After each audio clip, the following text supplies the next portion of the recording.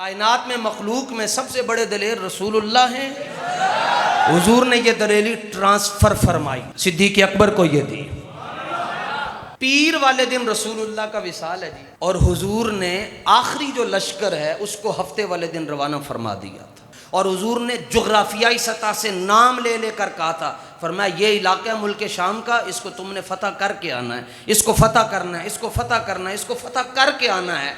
और जिनको अमीर लश्कर बनाया उनकी उम्र सिर्फ 17 साल थी, और उनका नाम है हज़रत उसामा रदी अल्लाह ताला। मकाम जुर्फ पर पहुंचे हज़रत उसामा, ऐलान हो गया कि हुजूर का विसाल हो गया, वापस तशरीफ लिया। सहाबा का जो रंग है ना जी, हुजूर के विसाल पर ये हो गया, ये रंग। इसको हमारे उलमा ने इतनी एहतियात से ताबीर किया, फरमाया हज़रत सहाबा का रंग सुरमे की तरह हो गया था।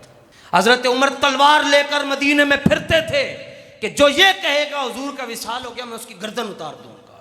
सहाबा सुरमे की तरह हो गए।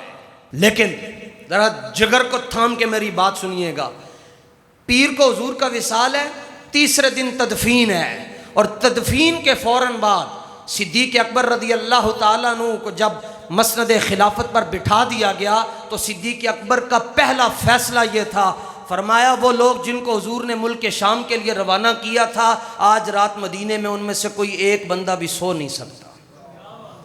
लश्कर उसामा तैयारी करे।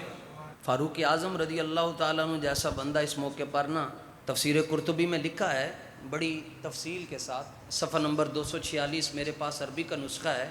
मैं ज़रा जिगर बताना चाहता हूँ आपको सिद्दीक़ अकबर का कितना मजबूत है। जो अंसार थे ना, उन्होंने हज़रत उमर को कहा कि तुसी जाके अर्जी पाओ, पूरा अरब मदीने का मुखालिफ है, तुहाडे सज्जे खब्बे बंदियां दा होना बड़ा ज़रूरी है, और मदीना तैयबा पर हमला हो जाएगा, तो आप ज़रा नरमी फरमाएं। अभी हुजूर का विसाल हुआ और 2.5 लोगों ने नबूवत का दावा कर दिया, 2 मर्दों ने और 1 औरत ने। कुछ लोग दीन छोड़ गए। और तीसरा फितना यह था कि एक गिरोह खड़ा हुआ ने क्या नमाज भी पढ़ेंगे, रोजे भी रखेंगे, पर ज़कात नहीं देंगे।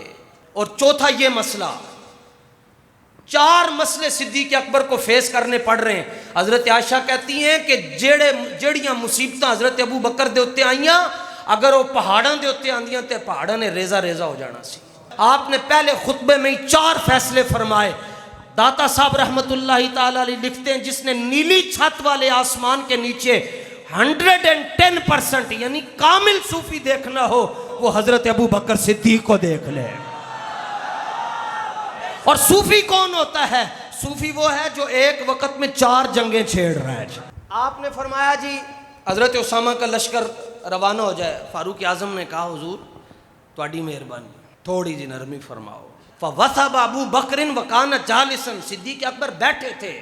फारूक आज़म ने आकर कहा तो सिद्दीक़ अकबर ने खड़े होकर उनको जलाल फरमाया, गुस्सा फरमाया और कहा सकिलत का उम्मो का अजब्बारुन फिल जाहिलिया व खव्वारुन फिल इस्लाम।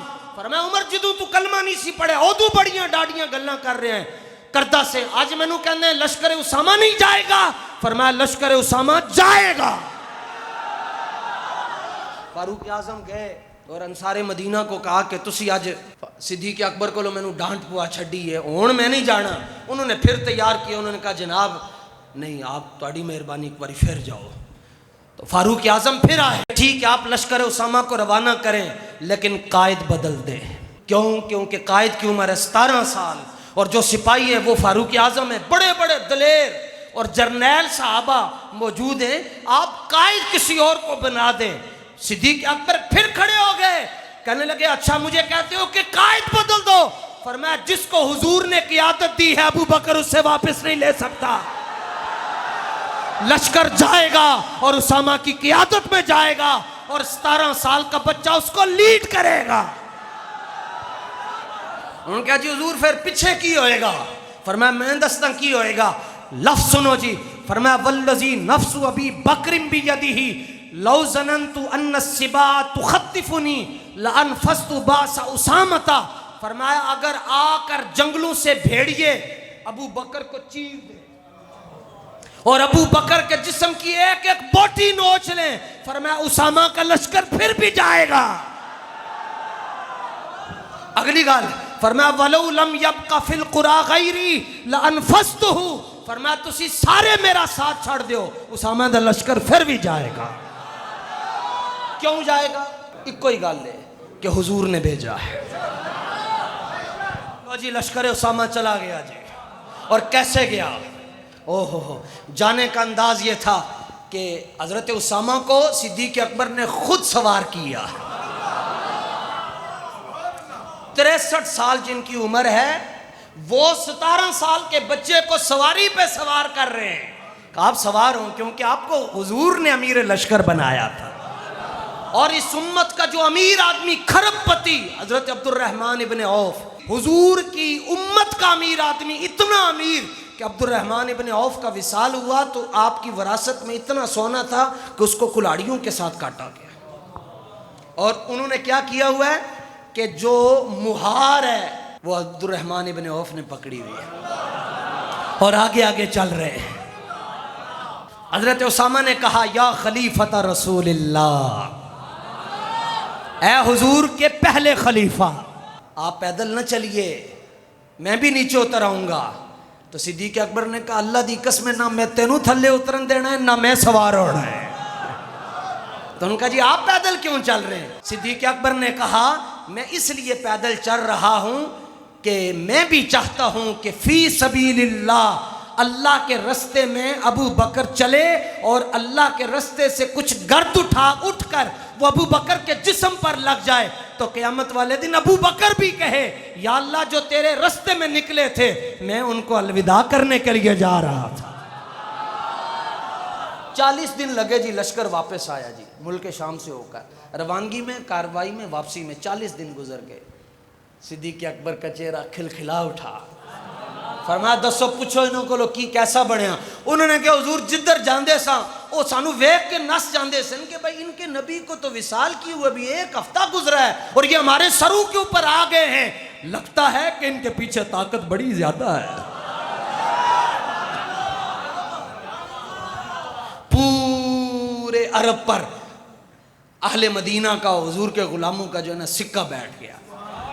अब फारूक आजम फिर हाजिर हुए, कहने लगे, हुजूर जेड़े ज़कात नहीं देंदे ना, इन्हां नाल जंग ना करो, चलो इन्हों अज नहीं तो कल दे देंगे।